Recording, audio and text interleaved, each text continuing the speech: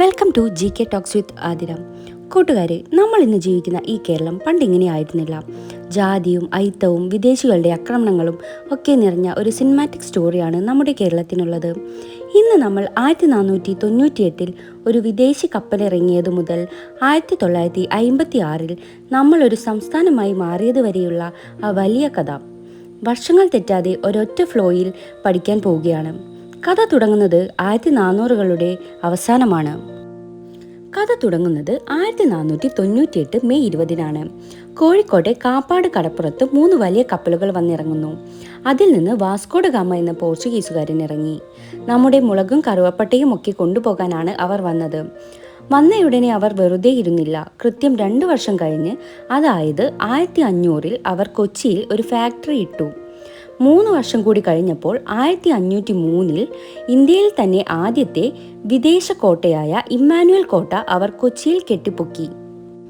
പക്ഷേ അവർ വന്നത് നമ്മുടെ നാട്ടിലെ ക്രിസ്ത്യാനികളുടെ ഇടയിൽ വലിയ പ്രശ്നങ്ങളുണ്ടാക്കി. അങ്ങനെയാണ് പോർച്ചുഗീസുകാരെ മടുത്ത് 1653 മട്ടാഞ്ചേരിയിൽ വെച്ച് കൂനൻ കുരിശു സത്യം നടക്കുന്നത്. പോർച്ചുഗീസുകാരുടെ അഹങ്കാരം തീർക്കാൻ കൃത്യം 10 വർഷം കഴിഞ്ഞ്, അതായത് 1663 ഡച്ചുകാർ വന്ന് അവരെ തോൽപ്പിച്ചു. ഡച്ചുകാർക്ക് പിന്നാലെ കച്ചവടം ചെയ്യാൻ ബ്രിട്ടീഷുകാരും കൂടി വന്നതോടെ കഥ മാറിമറിഞ്ഞു. 1695 അവർ 5 തെങ്ങിൽ കോട്ട കെട്ടി. അങ്ങനെ വിദേശികൾ നമ്മുടെ മണ്ണിൽ ചുവടുറപ്പിച്ചു. ബ്രിട്ടീഷുകാർ വന്ന് അധികാരം കാണിച്ചപ്പോൾ നമ്മുടെ നാട്ടുകാർ വെറുതെ ഇരിക്കുമോ? 1721 5 തെങ്ങ് കോട്ടയിലെ ബ്രിട്ടീഷുകാരെ നമ്മുടെ ആളുകൾ ആക്രമിച്ചു. ഇതാണ് ചരിത്രത്തിലെ ആദ്യത്തെ സംഘടിത പ്രക്ഷോഭമായ 5 തെങ്ങ് കലാപം. ഇതേ സമയം തെക്ക് തിരുവിതാംകൂറിൽ ഒരു വീരൻ രാജാവ് അധികാരത്തിൽ വന്നു. 1729 അനിഴം തിരുനാൾ മാർത്താണ്ഡവർമ്മ. അദ്ദേഹം വെറും ഒരു രാജാവായിരുന്നില്ല. നമ്മുടെ നാട്ടിൽ അധികാരം കാണിച്ച ഡച്ചുകാരെ 1741 നടന്ന പ്രശസ്തമായ കുളച്ചൽ യുദ്ധത്തിൽ അദ്ദേഹം തറപറ്റിച്ചു. ഒരു ഏഷ്യൻ രാജ്യം യൂറോപ്യൻ ശക്തിയെ തോൽപ്പിച്ച ചരിത്ര നിമിഷം. ഡച്ചുകാരെ തോൽപ്പിച്ച ശേഷം അദ്ദേഹം തൻ്റെ രാജ്യം മുഴുവൻ 1750 പത്മനാഭസ്വാമിക്ക് സമർപ്പിച്ചു. പക്ഷേ വടക്ക് മലബാറിൽ വലിയൊരു കൊടുങ്കാറ്റ് വരുന്നുണ്ടായിരുന്നു. ടിപ്പു സുൽത്താൻ. ടിപ്പുവും ബ്രിട്ടീഷുകാരും തമ്മിൽ അടിപിടിയായി. ഒടുവിൽ 1792 ശ്രീരംഗപട്ടണം സന്ധി ഒപ്പുവെച്ചു. ഇതോടെ മലബാർ മുഴുവൻ ബ്രിട്ടീഷുകാരുടെ കയ്യിലായി. ഇതിനെതിരെയാണ് നമ്മുടെ വീരപഴശ്ശി രാജാവ് 1793 ഒന്നാം പഴശ്ശി വിപ്ലവം തുടങ്ങിയത്. നീണ്ട പോരാട്ടത്തിനൊടുവിൽ 1805 പഴശ്ശി രാജാവ് വീരമൃത്യു വരിച്ചു. പഴശ്ശി മരിച്ച് കൃത്യം 4 വർഷം കഴിഞ്ഞപ്പോൾ തെക്ക് നിന്ന് അടുത്ത സിംഹം അലറി.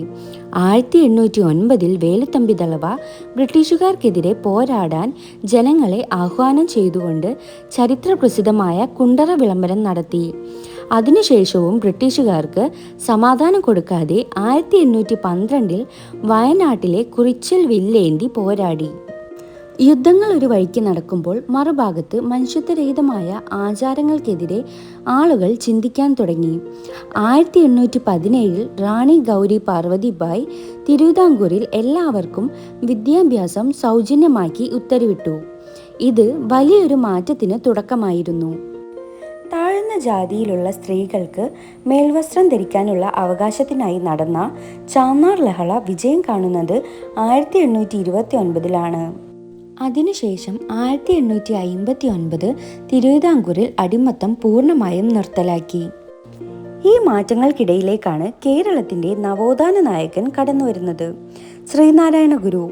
ജാതീയതയുടെ മതിൽക്കെട്ടുകൾ തകർക്കാൻ അദ്ദേഹം 1888 അരുവിപ്പുറത്ത് ശിവപ്രതിഷ്ഠ നടത്തി. ജാതി ചോദിക്കരുത്, പറയരുത് എന്ന് അദ്ദേഹം ലോകത്തോട് വിളിച്ചു പറഞ്ഞു. ഗുരുവിൻ്റെ ഈ വിപ്ലവം കണ്ട് കൃത്യം 15 വർഷം കഴിഞ്ഞ്, അതായത് 1903 SNDP യോഗം രൂപീകരിച്ചു. ശ്രീനാരായണ ഗുരു തെക്ക് വിപ്ലവം നയിക്കുമ്പോൾ 1907 മറ്റൊരു വീരനായ അയ്യങ്കാളി പാവപ്പെട്ടവർക്കായി സാധുജന പരിപാലന സംഘം രൂപീകരിച്ചു. താഴ്ന്ന ജാതിയിലെ സ്ത്രീകൾക്ക് കല്ലുമാലകൾ പൊട്ടിച്ചെറിഞ്ഞ് സ്വാതന്ത്ര്യം പ്രഖ്യാപിച്ച കല്ലുമാല സമരം നടക്കുന്നത് 1915 ഇനി നമ്മൾ വരുന്നത് ഇന്ത്യൻ സ്വാതന്ത്ര്യ സമരത്തിൻ്റെ കാലഘട്ടത്തിലേക്കാണ്. മലബാറിൽ ബ്രിട്ടീഷുകാർക്കും ജന്മിമാർക്കുമെതിരെ 1921 വലിയൊരു ജനമുന്നേറ്റം ഉണ്ടായി. മലബാർ കലാപം.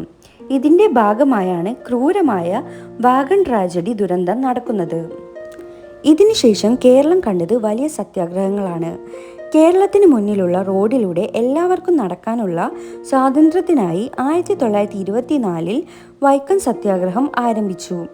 ഗാന്ധിജി വരെ ഇതിൻ്റെ ഭാഗമാകാൻ 1925 കേരളത്തിലെത്തി. ഗാന്ധിജിയുടെ ഉപ്പ് സത്യാഗ്രഹത്തിന് ആവേശം ഉൾക്കൊണ്ട് കേളപ്പൻ്റെ നേതൃത്വത്തിൽ 1930 പയ്യന്നൂർ ഉപ്പ് സത്യാഗ്രഹം നടന്നു. തൊട്ടടുത്ത വർഷം, അതായത് 1931 ഗുരുവായൂർ ക്ഷേത്രത്തിൽ എല്ലാവർക്കും പ്രവേശനം വേണമെന്ന് ആവശ്യപ്പെട്ട് ഗുരുവായൂർ സത്യാഗ്രഹം തുടങ്ങി.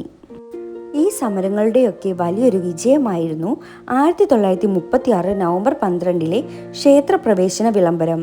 തിരുവിതാംകൂറിലെ ക്ഷേത്രങ്ങൾ എല്ലാവർക്കുമായി തുറന്നുകൊടുത്തു. ഇതിനെ ആധുനിക കാലത്തെ അത്ഭുതം എന്നാണ് 1937 കേരളത്തിലെത്തിയ ഗാന്ധിജി വിശേഷിപ്പിച്ചത്. ഇതേ സമയത്താണ് രാഷ്ട്രീയ ചിന്തകൾ മാറുന്നത്. 1939 പിണറായിയിലെ പാറപ്പുറത്ത് വെച്ച് കേരളത്തിൽ ആദ്യമായി കമ്മ്യൂണിസ്റ്റ് പാർട്ടി രൂപീകരിച്ചു. അതിനുശേഷം 1946 ദിവാൻ ഭരണത്തിനെതിരെ തൊഴിലാളികൾ രക്തസാക്ഷിത്വം വരിച്ച പുന്നപ്ര വയലാർ സമരം നടന്നു. ഒടുവിൽ രാജ്യം സ്വാതന്ത്ര്യം നേടി. 1949 ജൂലൈ 1 തിരുവിതാംകൂറും കൊച്ചിയും ചേർന്ന് തിരു-കൊച്ചി സംസ്ഥാനമായി. ഒടുവിൽ മലബാറും കാസർഗോഡും കൂടി ഇതിനോട് ചേർന്ന് ഭാഷാ അടിസ്ഥാനത്തിൽ നമ്മൾ കാത്തിരുന്ന ആ സുദിനം വന്നു. 1956 നവംബർ 1 നമ്മുടെ കേരള പിറവി.